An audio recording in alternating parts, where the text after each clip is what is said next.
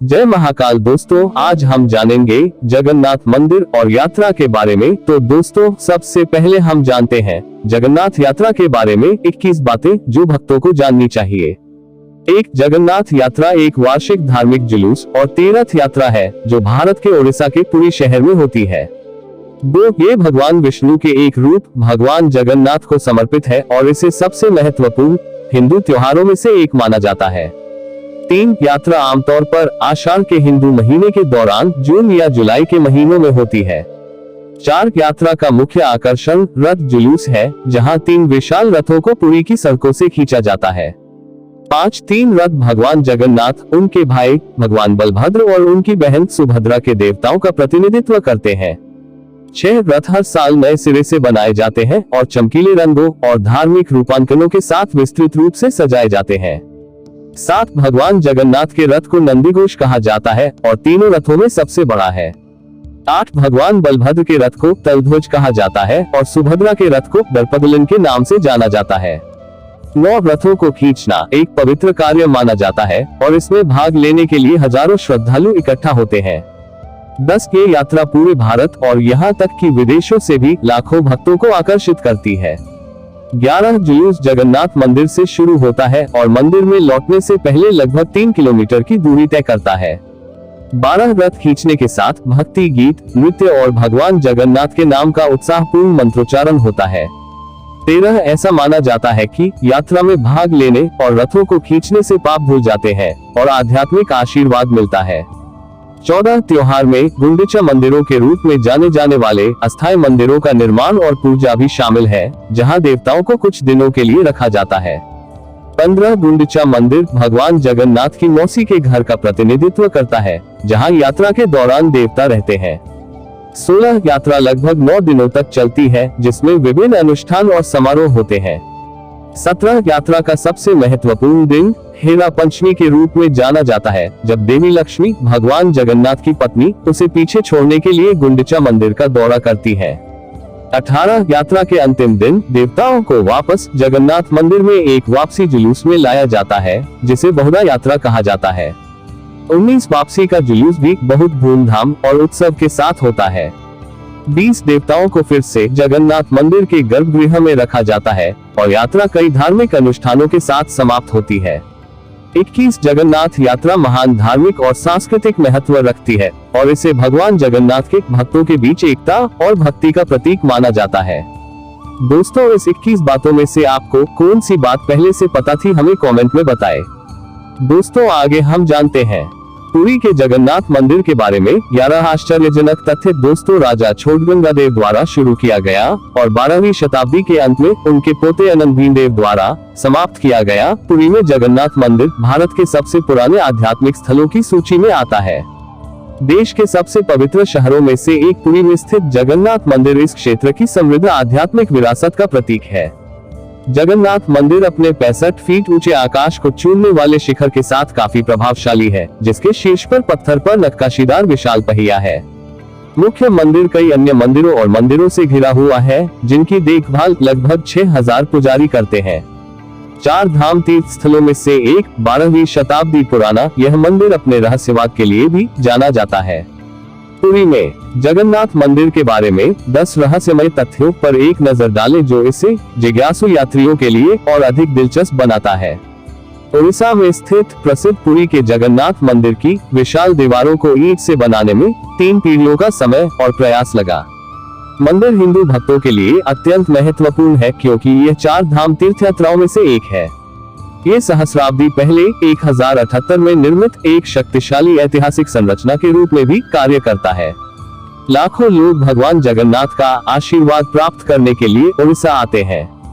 दोस्तों, मंदिर अपनी वार्षिक रथ यात्रा के लिए प्रसिद्ध है, जिसे लाखों लोग देखते हैं, क्योंकि 3 विशाल रथ देवताओं को ले जाते हैं। अंग्रेजी शब्द जगरनॉट की उत्पत्ति इस वार्षिक परेड से हुई है, लेकिन ये जगह की एकमात्र विशेषता नहीं है। बिना किसी वैज्ञानिक स्पष्टीकरण के कुछ गूढ़ गतिविधियों ने दुनिया भर में यात्रियों की निगाहें इस जगह पर खींच ली है। तो दोस्तों, पेश है ऐसे ही कुछ हैरान कर देने वाले फैक्ट्स। ओम श्री गणेशाय नमः। नमस्कार, नमन, नमस्ते, नमामि, नमो नमः। जय महाकाल। आपका स्वागत है हमारे आपके YouTube चैनल अलौकिक नॉलेज पर। 1. प्रकृति की आचार संहिता का उल्लंघन करना। दोस्तों, यहाँ तक कि एक बच्चा भी जानता है कि कपड़े का कोई भी टुकड़ा हवा के दबाव में होता है और वह अपनी दिशा के अनुसार उड़ता है। एक ही सिद्धांत के कई अनुप्रयोग हैं। आपके जहाज पर विशाल पाल से लेकर आपके हाथ में एक छोटा झंडा तक सभी एक ही कोड का पालन करते हैं। लेकिन ऐसा लगता है कि जगन्नाथ मंदिर के शीर्ष पर लगा झंडा इस सिद्धांत का एक अनूठा अपवाद है। यह विशेष ध्वज बिना किसी वैज्ञानिक पृष्ठभूमि के हवा के पाठ्यक्रम के विपरीत दिशा में बहता है। प्रकृति को चुनौती देने वाले इस तथ्य की कोई वैज्ञानिक व्याख्या नहीं है। 2. दोस्तों, कई सभ्यताओं से भी पुरानी एक परंपरा चढ़ाई। दोस्तों, क्या आप जानते हैं कि पुरी के मंदिर का झंडा हर दिन बदला जाता है? इसे पूरा करना कोई छोटी उपलब्धि नहीं है। मंदिर के गुंबद के ऊपर लगे झंडे को बदलने के लिए हर दिन एक पुजारी 45 मंजिला इमारत के बराबर ऊंचाई वाली मंदिर की दीवारों पर चढ़ाई करता है। यह अनुष्ठान उस दिन से चला आ रहा है जब मंदिर बनाया गया था। अभ्यास बिना किसी सुरक्षात्मक गियर के नंगे हाथों से किया जाता है। दोस्तों, ऐसा माना जाता है कि अगर एक दिन अनुष्ठान छोड़ दिया जाता है तो मंदिर 18 साल तक बंद रहेगा। 3. दोस्तों, अगला रहस्य ऐसा प्रकाश जिसमें कोई अंधकार न हो। दोस्तों, कुछ भी स्केच करते समय एक आवश्यक विवरण छायांकन होता है। छायांकन तब होता है जब सूरज की रोशनी विषय के एक हिस्से को दूसरे हिस्से पर छाया छोड़ते हुए चमकती है, जो अंततः छाया को ट्रिगर करती है। लेकिन दोस्तों, अगर किसी चीज की छाया ना हो तो क्या होगा? दोस्तों, बताया जाता है कि मंदिर में दिन के किसी भी समय किसी भी दिशा से कोई छाया नहीं होती है। दोस्तों, क्या यह एक वास्तुशिल्प चमत्कार है या मानवता के लिए भगवान जगन्नाथ का संदेश हो सकता है? 4. दोस्तों, अगला रहस्य है सुदर्शन चक्र की पहेली। चक्र स्थापना। दोस्तों, 8 स्पोक चक्र को सभी तरह से ऊपर लाया गया और 2000 साल पहले गोपुरम पर पेश किया गया। उस समय उपयोग की जाने वाली डिजाइनिंग प्रक्रियाएं आज भी एक पहेली बनी हुई है। मंदिर के उच्चतम बिंदु पर स्थित चक्र की ऊंचाई 20 फीट है और इसका वजन 1 टन है। ये चक्र शिखर पर कैसे ले जाया गया और स्थापित किया गया, यह एक और रहस्य है जो अभी भी अनसुलझा है। मंदिर के शिखर पर सुदर्शन चक्र के रूप में 2 रहस्य मौजूद हैं। पहली विषमता इस सिद्धांत के इर्द गिर्द घूमती है कि कैसे लगभग 1 टन वजनी कठोर धातु बिना किसी मशीनरी के सिर्फ उस सदी के मानव बल के साथ वहां पहुंची। दूसरा चक्र से संबंधित वास्तु तकनीक से संबंधित है। आप जिस भी दिशा से देखते हैं चक्र उसी रूप में पीछे मुड़कर देखता है। यह ऐसा है जैसे इसे हर दिशा से एक जैसा दिखने के लिए डिजाइन किया गया हो। 5. दोस्तों, अगला रहस्य है भगवान के ऊपर कुछ भी नहीं है, इसलिए इसके ऊपर कुछ भी नहीं उड़ता है। आकाश पक्षी का क्षेत्र है। हम हर समय पक्षियों को बैठे आराम करते और अपने सिर और छतों के ऊपर उड़ते हुए देखते हैं, लेकिन यह विशेष क्षेत्र प्रतिबंधित है। मंदिर के गुंबद के ऊपर एक भी पक्षी नहीं उड़ता है, यहाँ तक कि एक हवाई जहाज को भी मंदिर के ऊपर मंडराते हुए नहीं देखा जा सकता है। शायद इसलिए कि भगवान जगन्नाथ नहीं चाहते कि उनकी पवित्र हवेली का नजारा खराब हो, लेकिन इसका भी जवाब आज तक कोई नहीं दे पाया है। 6. दोस्तों, अगला रहस्य है कि यहाँ खाना कभी बेकार नहीं होता। हिंदू पौराणिक कथाओं में भोजन को बर्बाद करना एक बुरा संकेत माना जाता है। मंदिर का दल उसी का अनुसरण करता है। मंदिर में आने वाले लोगों की कुल संख्या हर दिन 2000 से 2 लाख लोगों के बीच होती है। चमत्कारिक ढंग से हर दिन तैयार किया गया प्रसादम कभी भी बर्बाद नहीं होता, यहाँ तक कि एक टुकड़ा भी नहीं। क्या यह एक प्रभावी प्रबंधन या प्रभु की इच्छा हो सकती है? आप क्या कहना है कमेंट में बताएं। 7. दोस्तों, अगला रहस्य है मौन जल।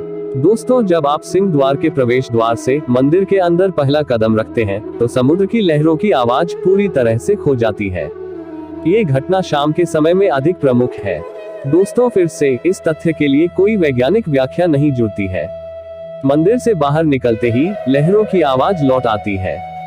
स्थानीय विद्या के अनुसार ये 2 देवताओं की बहन सुभद्रा माई की इच्छा थी, जो मंदिर के द्वार के भीतर शांति की कामना करती थी, इसलिए उसकी इच्छा विधिवत पूरी हुई। 8.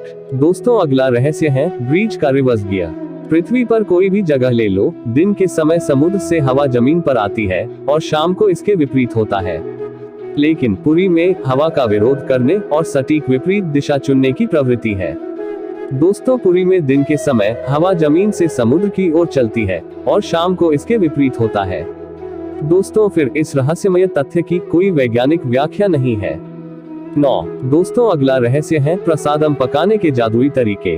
दोस्तों प्रसादम पकाने का पारंपरिक तरीका यहाँ के पुजारियों द्वारा संरक्षित है। दोस्तों प्रसादम 7 बर्तनों का उपयोग करके बनाया जाता है। बर्तनों को एक दूसरे के ऊपर चढ़ा के रखा जाता है और जलाव लकड़ी का उपयोग करके पकाया जाता है। दोस्तों आश्चर्यजनक रूप से सबसे ऊपर वाले बर्तन का खाना पहले पकता है और बाकी उसी क्रम में ऊपर से नीचे की तरफ पकते जाते हैं। दोस्तों है न चमत्कार। 10 दोस्तों अगला रहस्य है देवताओं का विघटन। देवताओं को हर 14 से 18 साल में दफनाया जाता है। देवताओं की पुरानी मूर्तियों को एक दूसरे पर दफन कर दिया जाता है जब उन्हें नए से बदल दिया जाता है और कहा जाता है कि वे अपने आप बिखर जाते हैं। 11 दोस्तों अगला रहस्य है रथ यात्रा। दोस्तों रथ यात्रा एक वार्षिक परेड है जिसमें देवताओं को रथों के 2 से 3 प्रत्येक पर मंदिर के बाहर ले जाया जाता है। पहला रथ देवताओं को नदी तक ले जाता है जो जगन्नाथ मंदिर और मौसी मां मंदिर को अलग करती है। उसके बाद मूर्तियों को नदी पार कराने के लिए 3 नावों में बिठाया जाता है। अब दूसरा रथ चलन में आता है। ये देवताओं को नदी से मौसी मां मंदिर तक ले जाती है जहां अनुष्ठान होता है। दोस्तों हमारा इतिहास और संस्कृति हिंदू भावना के लिए ईंधन है। यही हमारी संस्कृति को इतना असाधारण बनाता है। और ऐसे खगोलीय तथ्यों को देखने के बाद दोस्तों आप अपनी राय कमेंट में साझा कर सकते हैं। वीडियो में बताई जानकारी आपको पसंद आई हो तो वीडियो को लाइक करें, शेयर करें और ऐसी बहुत सी जानकारियां जानने के लिए हमारे चैनल को सब्सक्राइब करें और बेल आइकॉन प्रेस करें जिससे आपको नोटिफिकेशन मिल सके और आपकी कोई वीडियो मिस ना हो। धन्यवाद। आपका महाकाल भक्त।